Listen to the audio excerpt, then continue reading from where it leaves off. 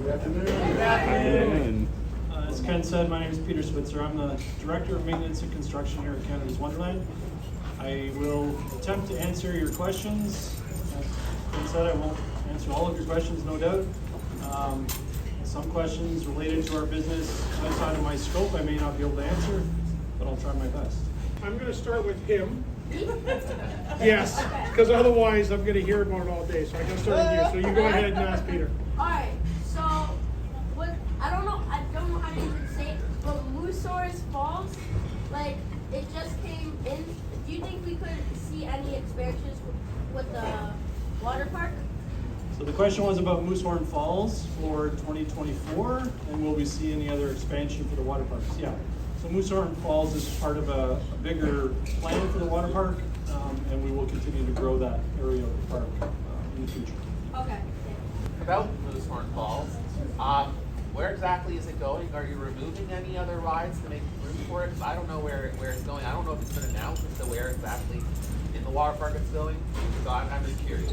So the question was, where is Moosehorn Falls going? So it's going on the south side of the water park, sort of between the wave pool and the Minebuster lift. Oh, okay.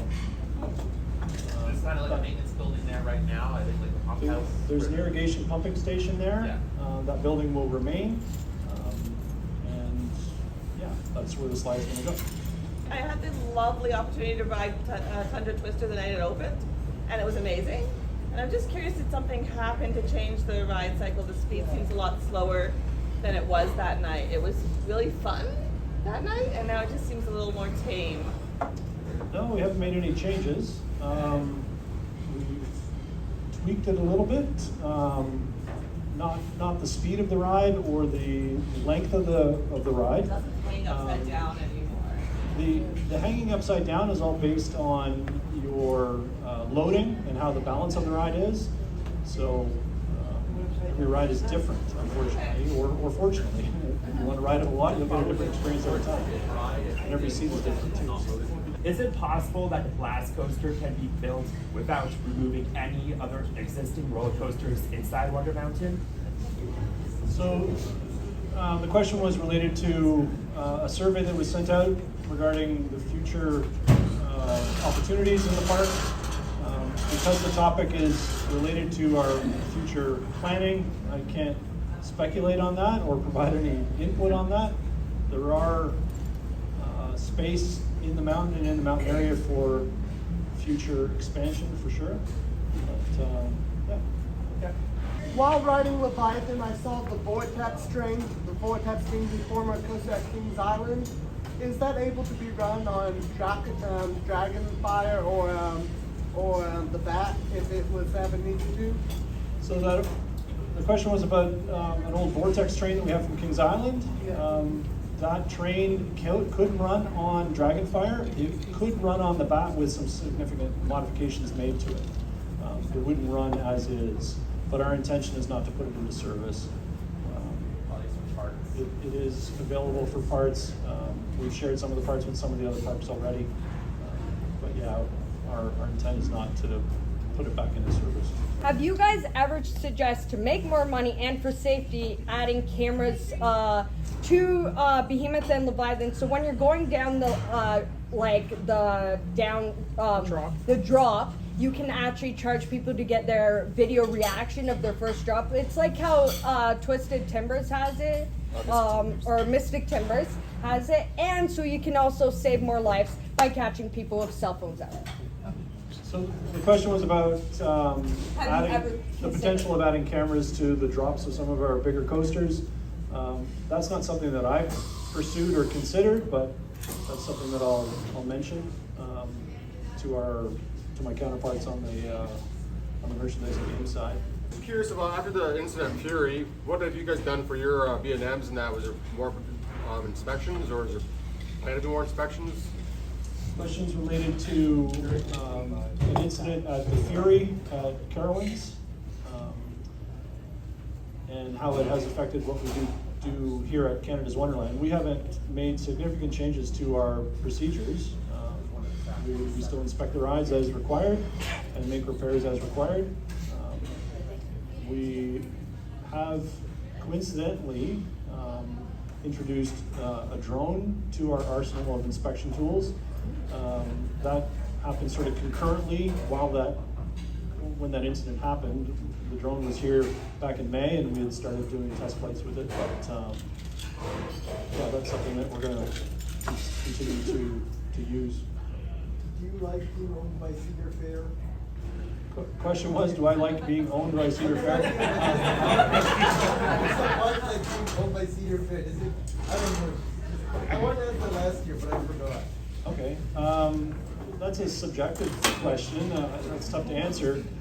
Cedar Fair is a very good company to work for. I enjoy working with my counterparts at the other Cedar Fair properties, and we have had a good run of new additions to the park under Cedar Fair as well. So yeah, I think it's been good for the park and good for our guests. Haven't been to Australia this January. Has the park paid attention to them? Several of the parks have one of their roller coasters as an upcharge where the back seat of the coaster faces backwards.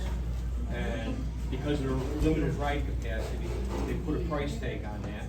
And it seems to be working quite well in parks that have done it. So the question was related to some parks in Australia who have experimented with putting coaches on reverse on the last car of their trains and charging an upcharge for that experience. That's not something that we've considered or are considering. We are a very busy park, as you know, and we want to provide the best capacity that we can to our attractions. But that's not something that we're exploring or considering at this time. Because Luke can't be joining us today, and I'm sure Luke would love to ask this question, so I'm going to ask it on behalf of brother Luke. Why can the park not have ice after 3 p.m.?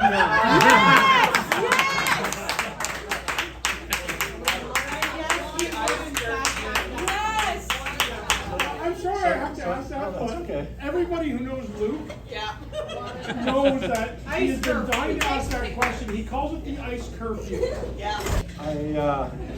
So the question was about ice and is there an ice curfew in the park? I can tell you that it's not an intentional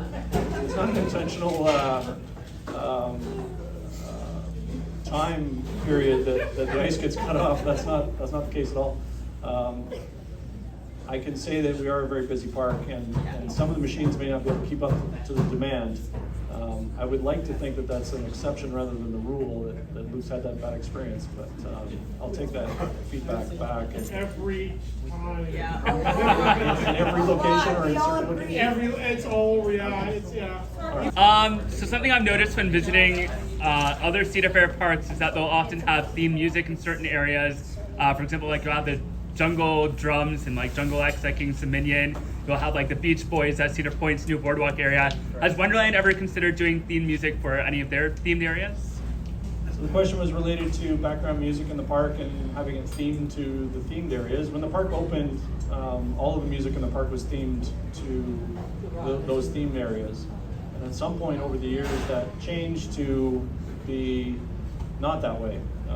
So it is something that we could consider again in the future, but it's not a high priority item for us. So.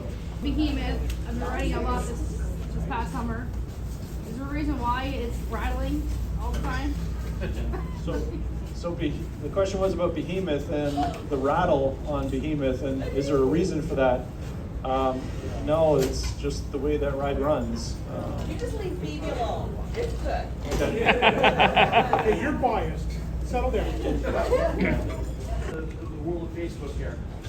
Any thoughts of upgrading the effects inside Thunder Run? It's been the same since 1988. Yeah. The question was about Thunder Run and upgrading the effects inside the mountain, and yeah, they do need some work, and that is on a winter work list for the team this year to get them at least back to what they used to be. Yeah, the question was about lids and straws on the disposable cups. That was a decision that was made a few years ago to get rid of lids and straws to prevent or minimize our waste and prevent them from going to landfill. So that's what I understand anyway. And my understanding is that it won't come back. So unofficially,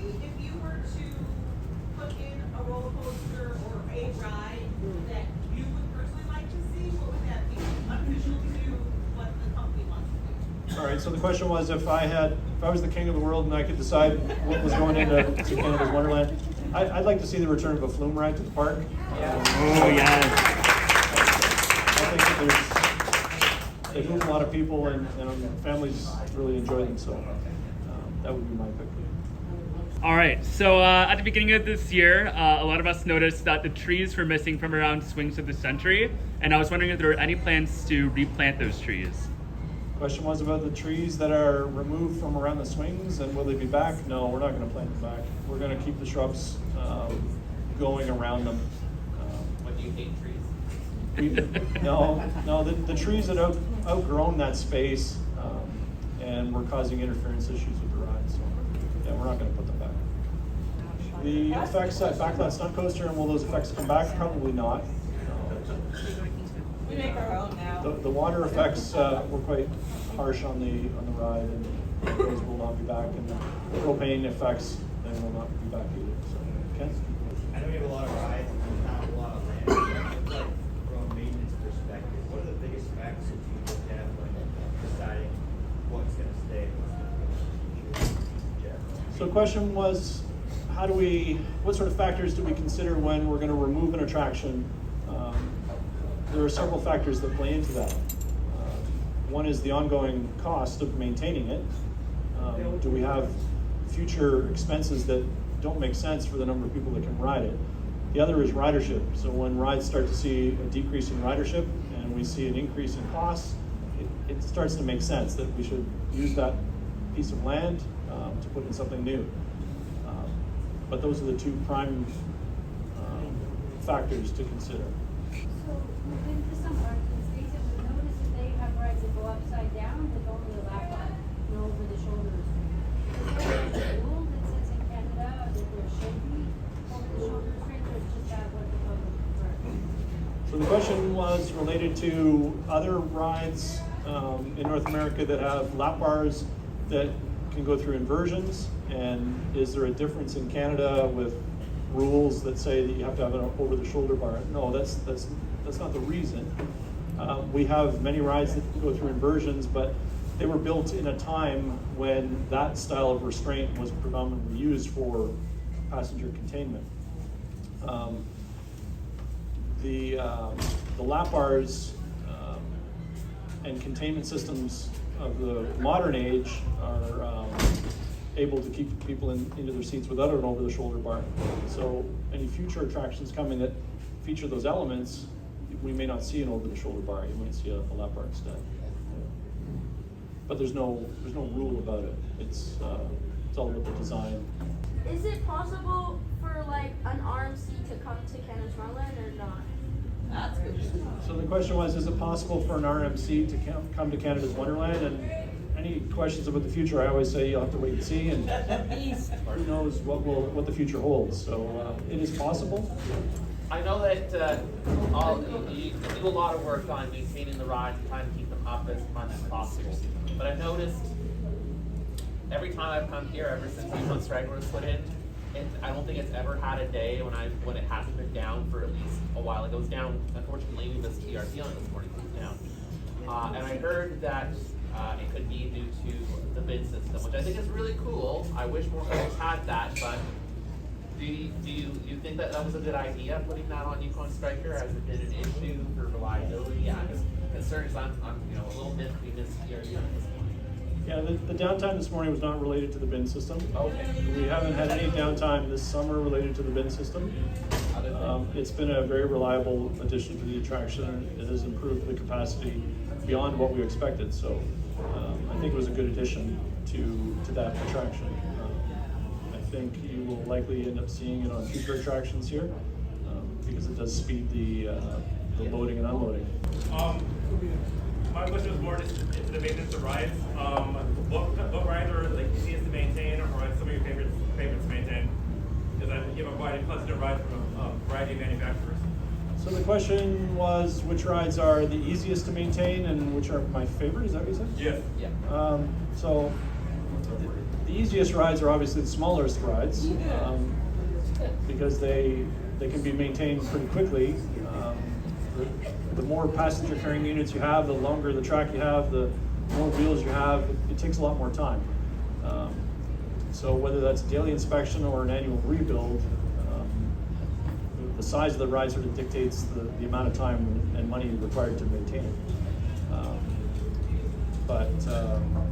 Yeah, we've developed a pretty good program over the years of taking what the manufacturers recommend and then adding on other layers of inspection based on our experience to ensure we have good reliability. We're in the top. There's us and one other park that sort of lead Cedar Fair for uptime on maintenance. So we're very proud of that, and we'll continue to strive to deliver that. But it doesn't go without a lot of effort. The question was, will the park ever be open year-round? It's a possibility, I suppose. There's no plans to open the park year-round. The weather here in Southern Ontario is not really conducive to operating a theme park through the toughest parts of the winter. I think if it was up to me, I think we would just stay with where we're at now and not keep going, because it does add a lot of effort to getting our work done through the winter. Make sure the park's ready in the spring. So the question was related to the Mine Buster. Do we have any plans to do any work there? So every winter we do some work. There's no plans to do any significant work on it, but there will be work done on both Mine Buster and the Beast this winter in limited sections. Sledgehammer is my favorite flat ride here, but it seems to be kind of like a maintenance nightmare. It always seems to be down. And I was talking to one of the operators last year, and he was saying it had something to do with the hydraulics heating up or something. And I was wondering if there's something that can be done to keep it running more frequently. So the question was related to Sledgehammer, and is there something we can do to improve the uptime on that ride? And we have made steps over the years to improve the uptime of that ride. Some of you may know it's a prototype ride. There's no other like it in the world. And we've had challenges with it since the ride opened, but every step we've made to improve that have made improvements to the uptime. So a few years ago we added a chiller to the system to provide additional cooling to the hydraulic side. Hydraulic equipment generates a lot of heat, and if you don't get rid of that heat, you end up with problems on the hydraulic side, losing seals and wear on components, pumps and motors, cylinders, accumulators, etc. So that cooling has made a big difference. But I'd like to say that the uptime on that ride is definitely better than it was in the first few years of the ride. Seems a little better this year. It's a lot better. Yeah. So I know like the Bat and Yukon Striker, they both have single riders lines to help fill the trains up easier. Has the park ever considered in the past also adding single riders lines to the bigger rides like Leviathan and Behemoth? So the question was related to Behemoth and Leviathan having single rider lines, and have we considered it? We've looked at it. It's never risen to the top of our priority list. Some things are must-dos, and there are some jobs that are nice-to-dos. Usually the must-do jobs get to the top of the list first. So that's something we're going to consider to leave on the list. But. Are there any thoughts on fixing to see something like that? You can give it to next generation chairs, I guess. Question was about flight deck and upgrading the trains to I'm assuming you mean a clamshell lap bar instead of an over-the-shoulder bar. Some parts not the best ones. Yeah. We have explored it, and similar to the last question, it's a matter of what are the must-dos and what are the nice-to-dos, and it unfortunately doesn't get to the top of the list all the time. So it is something we've explored, and we'll continue to keep it on our list. Just a comment, Ken. I would just like to say, overall, you and your team do a fabulous job keeping our stuff running and not having it down for long periods of time. We had something major happen, I think it was either early this year or late last year, with one of the rides that couldn't put it down for a long time, and you guys reacted to it really quickly. Was it the Bat or Leviathan? Something like like the lift tilt thing that went down, and you guys reacted to that and had it up and running like a couple of days. It was like amazing. So I just want to say you guys do a fantastic job overall. Thank you. Woo!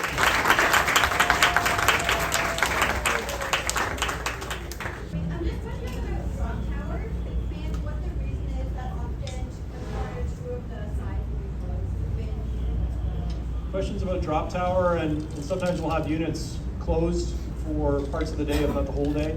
It's all related to the wind direction and speed. That those ropes on the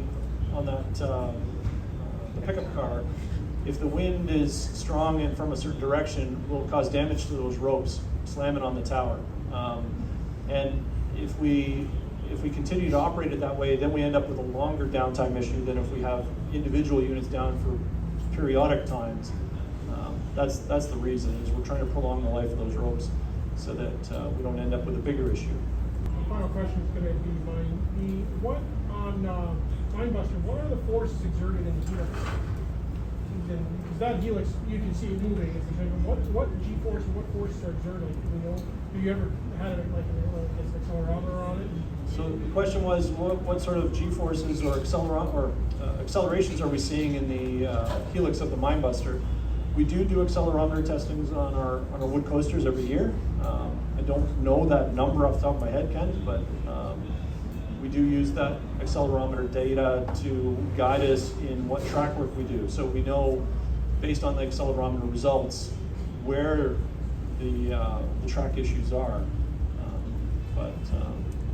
Sorry, Ken, I don't know what the force is.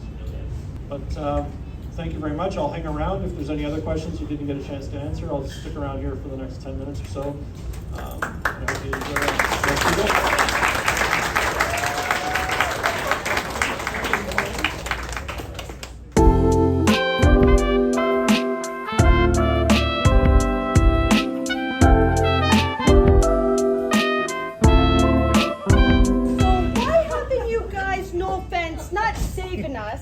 And just got rid of flight deck and timer because Spine Warp and Flight Wreck, they're just